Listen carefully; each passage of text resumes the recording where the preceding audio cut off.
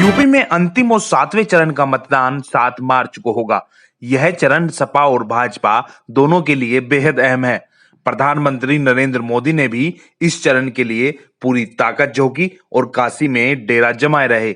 अखिलेश यादव ने भी धुआंधार प्रचार में कोई कसर नहीं छोड़ी है।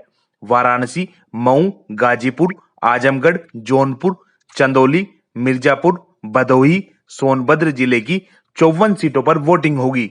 10 मार्च को परिणाम सामने होगा।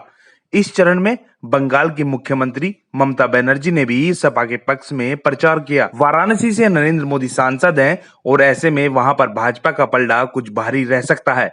हालांकि पहले जैसी स्थिति नहीं दिखाई दे रही। आजमगढ़, मऊ, गाजीपुर और अन्य जिलों में सपा को ज्यादा फायदा मिलता दिख रहा है। अब इसका कारण सत्ता विरोध भी है और सपा की जातिगत जनगणना कराने, पुरानी पेंशन की बहाली आदि तमाम घोषणा भी।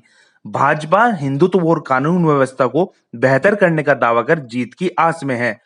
कुछ सीटों पर बसपा भी लड़ाई में दिख रही है, लेकिन अधिकांश सीटों पर भाजपा सपा के बीच सीधा मुकाबला है। 10 फरवरी से यूपी में विधानसभा चुनाव शुरू हुए थे। पहले चरण यानी पश्चिमी उत्तर प्रदेश से गठबंधन का पलड़ा भारी होने का संदेश चला था। हालांकि यह संदेश सपा को कितना लाभ दे रहा है, ये तो नतीजे ही बताएंगे, क्योंकि भाजपा को किसी भी स्तर पर कमतर नहीं आंका जा सकता।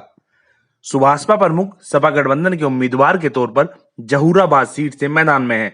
2017 के चुनाव में राजभर भाजपा के साथ थे। मुख्तार अंसारी के बेटे अब्बास अंसारी मऊ सदर से सपा गठबंधन के उम्मीदवार हैं।